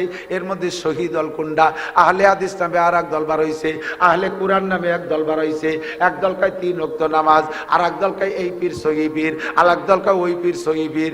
এত দলের মধ্যে আমি কোন দলের সাথে চলবো? আমার একটা সঠিক পথ তুমি দেখায় দাও। ইহদিনাস সিরাতাল মুস্তাকিম। তবে আল্লাহ তোমার কাছে আমি একটা দলের কথা বলি, সিরাতাল্লাযীনা আনআমতা আলাইহিম। যে দলে চলার পরে যে দলকে তুমি পুরস্কৃত করেছো ওই দলের রাস্তায় আমারে চালাও। অনুরোধ তোমার কাছে, গায়রিল মাগদুবি আলাইহিম ওয়ালাদ দাল্লিন, ইহুদার নাসারাদের রাস্তায় আমারে চালাইও না। আল্লাহ কয় ওয়ালি আবদি মা সাআলা, তুমি এবার যা চাইছো তা তোমাকে দিয়ে দেয়া হলো। সূরা ফাতিহা এভাবে কেটে কেটে পড়বেন, আল্লাহ পাক আপনার নামাজ কবুল করবে। আল্লাহ কবুল করে, জোরে বলেন আমিন। আমার অল্প সময়ের ভিতরে বেশি কামাই করতে হবে, কথা রয়েছে তাই না?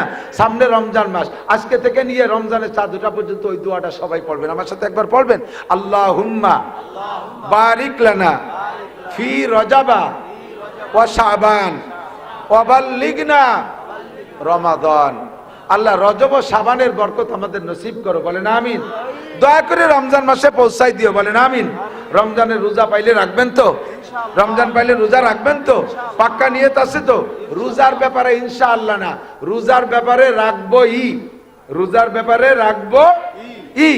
আর ইনশাআল্লাহ রমজান পাওয়ার ব্যাপারে, ইনশাআল্লাহ রমজান পাইলে, ইনশাআল্লাহ রমজান পাইলে রোজা রাখবো। ঠিক আছে তো? আল্লাহ তারাবির নামাজ, তারাবির নামাজ বলে পড়বে না, রোজা এবং রমজানের রোজা রেখে যদি নামাজ না পড়ে রোজা 1 পয়সারও দাম নেই। আল্লাহ মহিলাদের সম্পর্কে আল্লাহ সহজে ইনকামের পথ করে দিয়েছে। মহিলারা যদি 4টে কাজ করে জান্নাতের 8টা দরজা খোলা। কাজ 4টে, দরজা কয়টা? 8টা খোলা। 1 নম্বরে মহিলারা 5 ওয়াক্ত নামাজ ঠিক করে পড়বে। বহুবার শুনছি, শুনেছিও বিটিকে, সব হুজুর কয়। 2 নম্বরে রমজানের রোজা, নামাজ পড়লে সকলের জন্য বেহেশতের দরজা খোলা। কিন্তু বিটিকে কথা আল্লাহ নবী কেন কইলেন? মহিলারা রোজায় পাকা, নামাজে ঢিলে। রোজায় পাকা, মহিলাকে যদি বলা এক রোজা 3 দিন ধরে থাকতে হবে তাও পারে। আর নামাজ ওক্ত মতো ভর্তি করি জম্মের ডিলিয়ার দিন ভরে সব কাজ পারে, নামাজে যাইয়ে আর আতা কাতা ছাড়ি দেয়, কোনো বল নাই। বসে নামাজ পড়ার গুরু বিটিরা, বেশিরভাগ মহিলারা বসে বসে নামাজ পড়ে। ফরজ নামাজ শক্তি থাকতে ফরজ নামাজ দাঁড়ানোর শক্তি থাকতে বসে পড়লে নামাজ হবে না। নামাজের ফরজ 13টা, তার ভিতরে একটা ফরজ নামাজ দাঁড়ায় পড়া, ফরজ। শক্তি থাকতে যদি বসে পড়ে হবে না। ইদানিং মসজিদে চেয়ার ঢুকছে, জম্মের ঢুকা চেয়ার। প্রায় মসজিদে চেয়ার আছে না? ভোট ছাড়া চেয়ারম্যান, ভোট ছাড়া। মশলা শুনিয়ে নেন, যার দাঁড়ানোর ক্ষমতা আছে, রুকু দেওয়ার ক্ষমতা আছে, কিন্তু সিজদায় যাইতে গেলে পারে না, ওই লোকটা শুরু থেকে যদি চেয়ারে বসে নামাজ পড়ে তার নামাজ হবে না। মনে রেখেন, তার নামাজ হবে না। আমার কাছে একজন জিজ্ঞেস করছে ফোনে, হুজুর বসে চেয়ারে বসে নামাজ পড়লে নামাজ হবে? আমি বললাম যে হবে। কয় যে এইভাবে সাধারণ ফতোয়া দিয়ে সর্বনাশ করিয়ে দিয়েছেন। আমাকে মসজিদে প্রথম 2 কাতারি চেয়ারে, যদি সবই রুগী হয়, লাইসালাল মারিজে হারাজন, রুগীর কোনো মশলা নাই, যেভাবে পরে পড়বে। আচ্ছা ঠিক আছে হুজুর। এমন ফিরে জিজ্ঞেস করে, হুজুর ইমাম সাহেব কি চেয়ারে বসে পড়ালি হবে হুজুর? আমি কইছি এত ইমামের টান পড়ে গেল যে এরকম 20 ইমাম দিয়ে চেয়ারে বসে নামাজ পড়াতে হবে। দাও ইমামরে চেয়ার দাও, আর তোমরা পিছনে বিছেন বানাই ফেলো, শুয়ে পড়তে ফেলো। চেয়ারে বসে নামাজ হবে, কিন্তু শর্ত হলো দাঁড়ানোর ক্ষমতা আছে, প্রমাণ আছে। ঘন্টা খানিক দাঁড়ায় টেলিভিশনে মেসির খেলা দেখিয়েছেন, হাতেতে মোবাইল পড়ে গেছে, কুজইয়ে তা উঠলেন, প্রমাণ হলো রুকু দিতে পারেন। মসজিদে এসে আধা ঘন্টা 10 মিনিট দাঁড়ায় রয়েছেন, প্রমাণ যে দাঁড়াতে পারেন। হাতের থেকে কিছু পড়ে গেলে কুড়াইতে পারেন কুজইয়ে, প্রমাণ হলো রুকু দিতে পারেন। তাহলে দাঁড়াতেও পারেন, রুকু দিতে পারেন না হলো সিজদায় নিচেই যাইতে। আপনি শুরু থেকে পাশার সাথে চেয়ার একখান লাগাই বসে রয়েছেন, কে চেয়ার পিছনে রেখে দাঁড়াতে হবে, রুকুও দিতে হবে, সামি আল্লাহকে উঠতে হবে। এবার সিজদায় যেতে পারেন না, পাশার কাছে চেয়ার থাকবে, বসে নামাজ পড়বেন, সিজদাটা সারবেন সে চেয়ারে বসে। কিন্তু শুরু থেকে দাঁড়ায় যদি পড়ে থাকেন, এই ক্লাসের মানুষ, তাদের পিছনের অতদিনের নামাজ আবার দোহরায় পড়তে হবে, নইলে আপনাকে একাকত্বের জন্য 230 কোটি 40 লক্ষ বছর জাহান্নামে পড়তে হবে। ও নামাজ হয়ই নেই, ও নামাজ হয়ই নাই। এবার চেয়ারটা রাখবেন কোন জায়গায়, এর একটা মশলা। চেয়ার রাখবেন কোন জায়গা? চেয়ার নেছেনি মসজিদে এটা হজবরল সৃষ্টি করার জন্য, কাজেই ওর মধ্যে হজবরল কিছু হবে।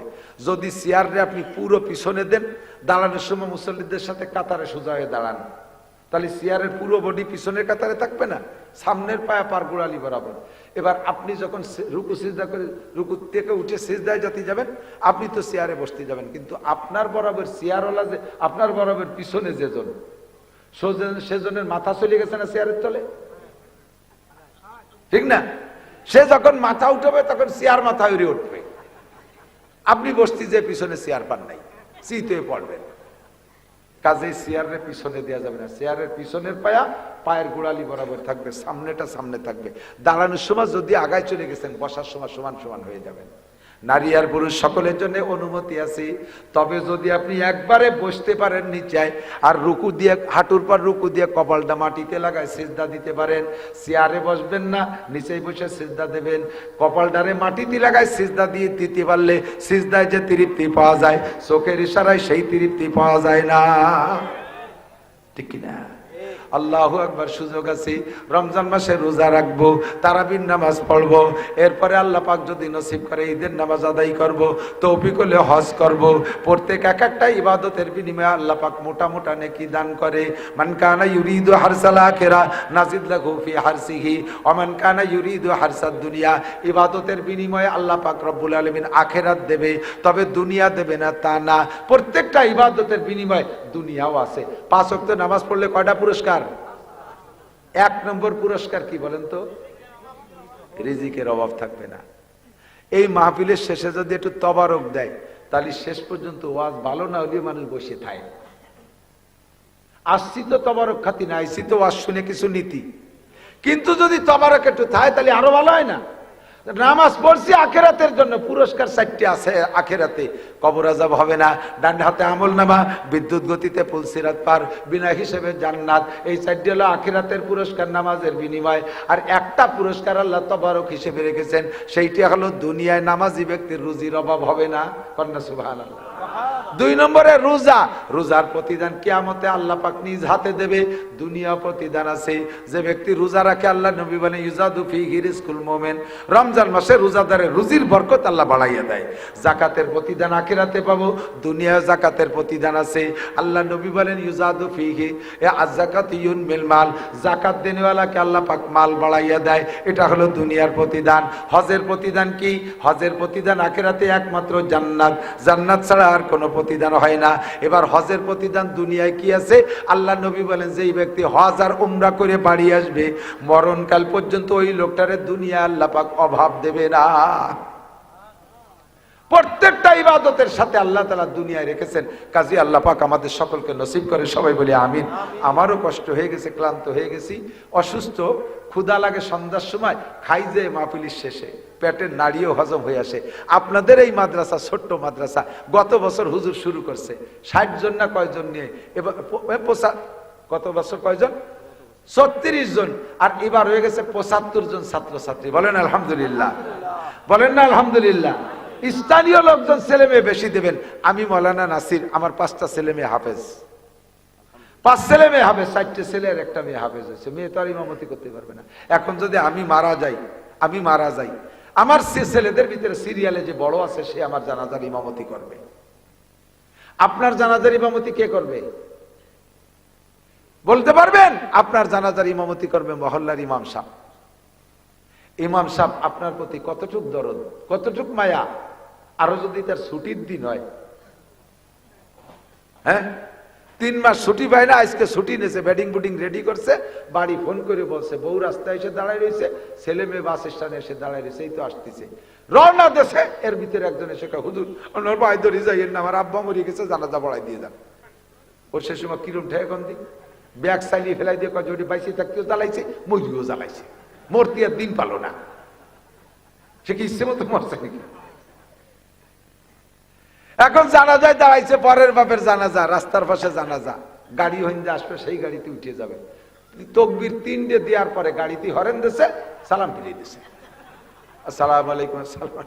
সবাই কেউ যে তকবীর 3টে হয়েছে, একটা কম আছে, আমার গাড়ি ছেলে ধরে তোরা দিয়ে নাও না। পরের বাপের জানাজা, তকবীর একটাও না হলে ইমাম সাহেবের কি আসে যায়?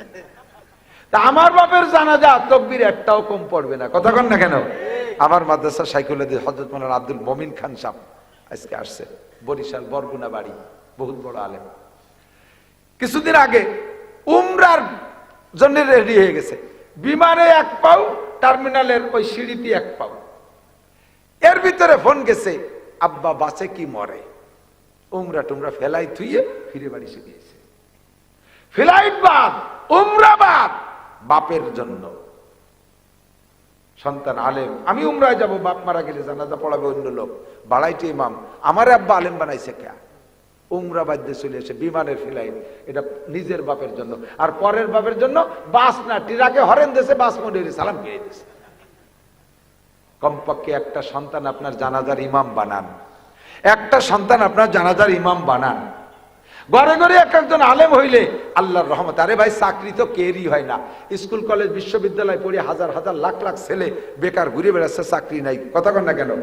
আছে না? চাকরি পাচ্ছে কয়জন লেখাপড়া শিখে? চাকরি ও জগতেও নাই, এ জগতেও নাই।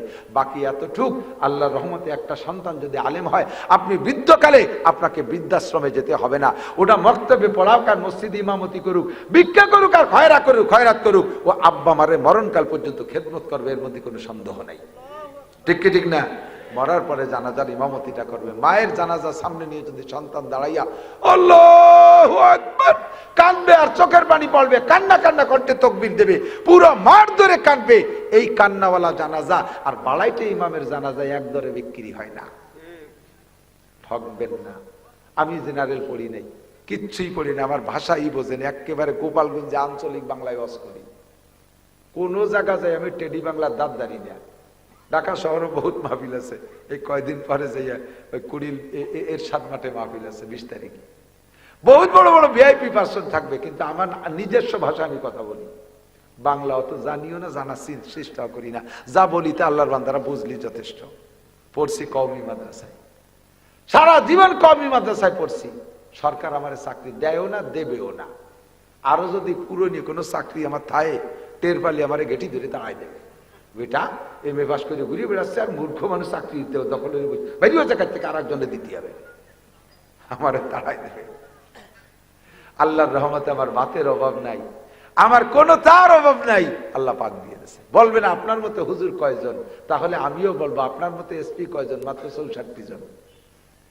আপনার মতো জজ কয়জন, মাত্র দায়রা জজ 64 জন।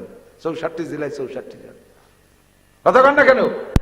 আপনার মতো ডিসি কয়জন, মাত্র 64 জেলায় 64 জন। আমার মতো নাসির হাজারের উপরে আছে, আমার চাইতে বড় হাজারের উপরে আছে, কারো অভাব নাই। কাজে সার্টিফিকেট দিয়ে পানি খাইয়া পেট ব্যথা সারবে না। আর একটু সন্তানটাকে মানুষ বানান। আদর্শ মানুষ গড়ার কারখানা কোথাও নাই। স্কুল কলেজের ছেলেপেলেরা আমাদের সাথে সাক্ষাৎ করে, মাদ্রাসার ছেলেরাও সাক্ষাৎ করে। আমার সাথে থাকেন, দেখবেন সাক্ষাতের ভিতরে আকাশ পাতাল পার্থক্য। স্কুল কলেজের ছেলেরা এসে সাক্ষাৎ মুসাফা করে, হুজুর কেমন আছেন, এমন জাহিদায় আমি কাবু মনে গিরে খুলিয়ে যার কায়দা সালাম দেয়, চকুম কি কয়, সালাম কয় চকুম। হুজুর কয় টিপ মারি আইছেন, ভালোই তো কামাই উঠতেছেন, আজ কি ওয়াজ করবেন কাকা? কি আমি কলেজে পড়ি জানো না, এই তোরে শিয়েছে। আর আমার মাদ্রাসার ছাত্র, আসসালামু আলাইকুম রহমতুল্লাহ, হুজুর কেমন আছেন? হুজুর জুতাটা আমি নেই, আমি কি খেদমত করবো হুজুর? হুজুর ওযু করবেন, ইস্তেঞ্জা যাবেন হুজুর? হুজুর শরীর কেমন আছেন? হুজুর আমি কি খেদমত করবো? হাতটা একটু মেসেজ করে দেবো হুজুর, আঙ্গুলটা একটু টেনে দেবো? আকাশ পাতাল পার্থক্য। সালামটা শুনলে দিল ঠান্ডা যায়, আসসালামু আলাইকুম রহমতুল্লাহ, হুজুর কেমন আছেন? সুরেরই পার্থক্য। আমার একটা ছেলে গাঁজা খায় না, এবা খায় না, ফেন্সিডিল খায় না। বাংলাদেশে বড় থেকে বড় হাটাজারি মাদ্রাসায় দাওরার ক্লাসে 3000 ছাত্র, যাত্রাবাড়ি 1800 ছাত্র, ফরিদাবাদ মাদ্রাসায় 1600 ছাত্র, সব মৌলানা বেটা বেটা, এরকম লক্ষ লক্ষ ছাত্র মাদ্রাসার। একটা ছেলে গাঁজা এবা ফেন্সিডিল হিরোইন খায় না, পরের মেয়ের গায়ে অ্যাসিড মারে না, পরের ঘরের থেকে সিং কেটে চুরি করে না, আল্লাহর রহমতে নুচ্ছমি আকাম কুকাম করে না, মদ গাঁজা এবা ফেন্সিডিল খায় না। কমপক্ষে এদিক দিয়ে তো খানিকটা নিরাপদ। বাপের গাড়ির উপরে রামদাও ধরে কয়না যাবে মোটরসাইকেল কিনে দিতে হবে।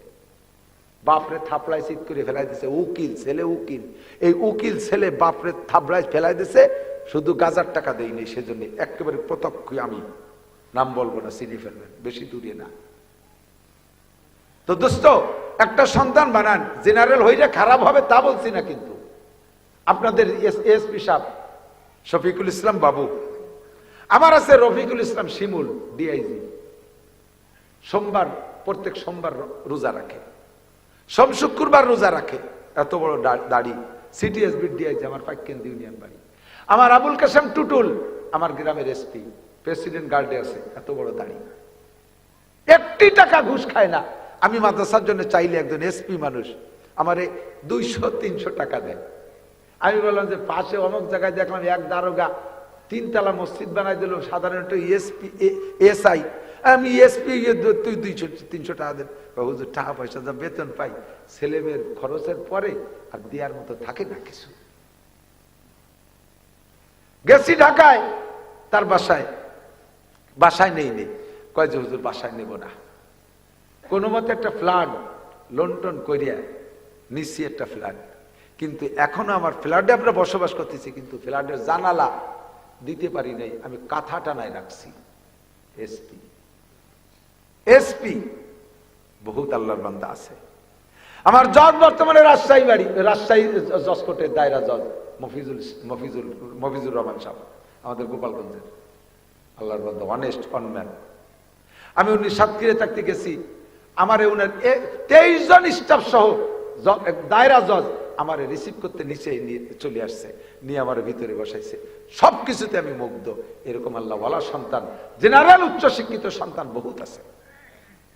বাকি ওদিকে সমালোচনা করছি না, বেশিরভাগ যদি এটা নেক সন্তান আপনার ঘরে আলেম হয়, বেশিরভাগ ভালো হয় আল্লাহর রহমতে কোরআন পড়িয়া, কোরআন পড়নেওয়ালা সবাইরে জেনারেল পড়ান, একটা ছেলে কমপক্ষে মাদ্রাসায় পড়ে আলেম বানান। ঠকবেন না, দুনিয়ায় ঠকবেন না, আখিরাতে ঠকবেন না। শেষ ফিনিশিং আপনার জানাজাটা একটু চোখ ভিজা কান্নাওয়ালা জানাজা নিয়ে আপনি কবরের দিকে যেতে পারবেন। আল্লাহ কবুল করুন, পড়েন আমিন। দেবেন তো সন্তানকে মাদ্রাসায়, দেবেন তো ইনশাআল্লাহ। এখন শুধু সন্তান দেবেন। ঘর বাড়ির এই অবস্থা, আল্লাহ পাক যদি কিয়ামতে আপনাদেরকে ধরে, মিয়া তোমার বাড়ি 3 তলা দালান, আল্লাহর কোরআনের ঘরে ছটার বেড়া কে, এতে ইট নাই কে, এর বিল্ডিং নাই কে, কি জবাব দেবেন? আমার নিজের কামাদি আমি 3 তলা দালান বানাইছি, আপনাদের প্রত্যেকের বাড়ি কম বেশ ভালো ঘর বাড়ি আছে, বিল্ডিংও আছে, ওয়াল শেড টিনের ঘর আছে। আল্লাহর ঘরটাকে আমরা সবাই মিলে যদি ধরি, ইনশাআল্লাহ সুন্দর একটা বিল্ডিং হতে পারে কি পারে না? পারে কি পারে না? আমরা দেবো তো ইনশাআল্লাহ, নিয়ত আছে তো ইনশাআল্লাহ। আমি কালেকশন করিয়ে না, কালেকশন করতেও পারি না, করবো না, শুধু দাওয়াত দিয়ে রাখলাম। কমপক্ষে সন্তান দেবেন, আর মৌসুমী ফসলের 40 ভাগের 1 ভাগ প্রতিবেশী মাদ্রাসাগুলো মাদ্রাসায় দেবেন। এখানে ব্যবহার করার খাত আছে। আল্লাহ তাআলা আমাদের সকলকে কবুল করে, সবাই বলি আমিন।